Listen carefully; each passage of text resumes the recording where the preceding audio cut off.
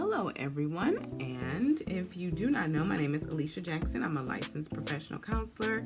And thank you guys so much for watching. Today's video are 10 signs, 10, hopefully I can keep count, 10 signs on how you know you might need to see a therapist. Okay. One, so glad that we as a society, and specifically we as in the African American and Black culture, are getting more engaged and more open to therapy. We're still trying to figure out, like, what does it look like? How do I know I need it? Am I okay? Like, is that a thing? Like, if I gotta see a therapist, am I crazy? Like, we're still like trying to navigate all these things, right? So here's some 10 signs on how to know when you might need to see somebody. All right, so let's dig in. Number one, and we're gonna try to remember to count. Number one. Okay. Number one reason why, or sign that that you might need to talk to a therapist or seek mental health professional help is if you are depressed and anxious, or both, for any given time. I'm gonna say if it's been longer than a week or two, I know, so short, right? Your body's trying to tell you something. Your body's trying to tell you something. I liken emotional pain to physical pain. If you're having headaches for 2 weeks, you're like, I need to make a doctor's appointment. Well, it's the same thing. It's the same thing. If you're depressed for 2 weeks, if you are having some panic attacks or anxiety for 2 weeks, that's a time where you're like, okay, I need to talk to somebody.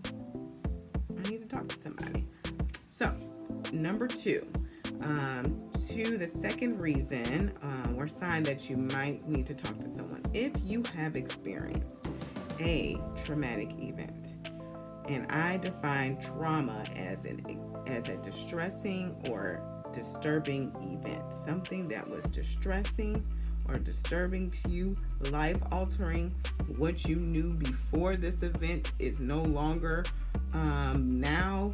It could be death, a divorce, a physical altercation. You were held at gunpoint. Your parent abandonment. Any of these things that have been distressing, or a pandemic. Any of these things that were distressing and disturbing to you, it might be time to say, hey, let me do a consultation to see if therapy could be beneficial for me. It could only help. Okay? All right. So we're at number two. Number three. If you have in your immediate family, so we're talking mom, dad, sister, brother, in your immediate family circle, if you know that, because sometimes people don't know their immediate family medical history, but if there's any family history of mental health and substance use, could be a sign or just a good idea, a recommendation to speak to a mental health professional to do an evaluation just to see how all of that affected you. Oftentimes when you have a parent, especially who's going through a mental health crisis or has a mental illness, it impacts the whole family unit and in many ways, and can also affect your relationships and how you see and view the world. There could be a lot of things going on there. So definitely recommend it for you to see a therapist. Number four, if you are having a lot of conflicts in your relationships,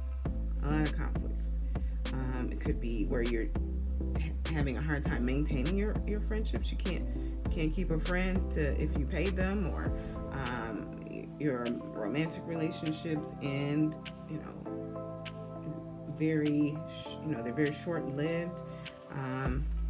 Then that might be a sign that therapy could be helpful for you, because there could be some things where you, unbeknownst to you, You could be having a hard time making like secured, what we call attachment to people, and where you're could be even frightened to attach to people because people have in the past hurt you. So connecting with a therapist could help you to work through said issues. Okay, we're on number 5, I believe. Number 5, right? Okay. So if you are struggling at work or school or both, if you're struggling, meaning professionally you're struggling, you're maybe struggling with your relationships at work, if you're struggling with your school, the workload is becoming quite a bit challenging for you to maintain everything. It's just becoming a lot. Could be becoming overwhelming. If you are dealing with like burnt out at work or school or both, or any of those things where you're struggling in truly your daily functioning, your performance. So if you are a child or if you're in college, your school performance is pretty much a part of your technical quote unquote job or preparation for work in your career. And then also in school and work, if you do not perform well at work, that can of course lead to a myriad of issues and concerns. So if you are struggling at work or school, definitely might be time to speak to a therapist. Number 6, we're getting there. If you find that you are avoidant or isolated, you don't want to engage with people. You just rather be to yourself, rather not answer the phone, rather not connect with others, rather stay at home isolated and not engage. And I'm not talking about having like quiet time where you need space to maybe recover and regroup. I'm talking about like just kind of blackout moments where you go for long periods of time with limited interactions with people and purposefully avoiding interacting with people. It might be time, and I know it might even be difficult for you to, but leading into the discomfort to speak to a mental health professional. The reason why I make this recommendation is because we are social beings. We thrive off of connection. And so even if you're introverted, extroverted, or a blended version of both, we still need to be connected to people. And being in isolation can definitely cause some very lonely feelings and very deep and dark feelings that need to be addressed. And there's possibly some very strong reasons as to why you are being more avoidant and isolating yourself, and that also would be helpful to have a safe space to talk to someone about it. All right, I think we're at number 7. Number seven, if nothing else seems to help, right? So if you've done everything, like say you're trying to reach this goal and you have thought of everything in your that you could think of, and you've listened to every podcast, you've read every article, and you're still like, it's not coming through, it's not working, it's not helping, I'm not reaching, I'm not performing at the level I need to be performing at, I'm not getting to the goal that I feel like I need to reach, then mental health therapy, talking to someone about this, can help just give you an objective view of the picture to help you get to the next step that you need to get to. Okay? Number 8. We're getting there. Number 8. If somebody recommends, take a deep breath. If someone recommends it, and this can be hard. This can be hard to accept because you're like, what you trying to say? I need therapy. Say what now? That could be a lot to take in. It could be offensive. It could be viewed as a judgment. But it truly is just saying that it might be time for you to address some things or take a look at yourself. And that is scary. It truly is. When I'm making these recommendations, I hope you know, and I'll say it just in case you don't, that, and I know it's not easy. Therapy is not easy. And you have to look at yourself honestly. And there's no avoiding yourself in a therapy session.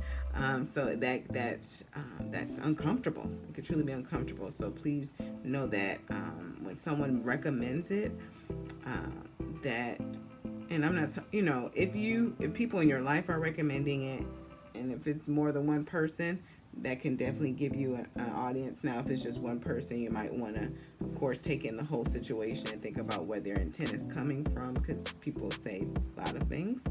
But also, if you're getting a recommendation from a doctor, a school, a professional in your life, or someone that you know knows you, that then consider it. Consider the recommendation. Mindfully consider it. And do a consultation, do a session or two for you to see for yourself and know for yourself if it could be beneficial for you. All right, number nine.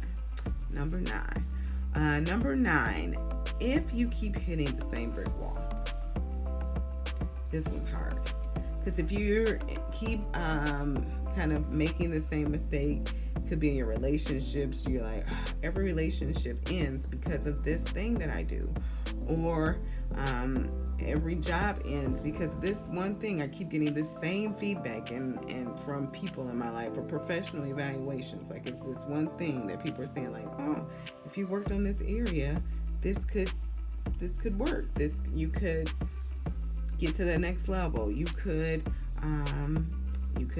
have more meaningful relationships.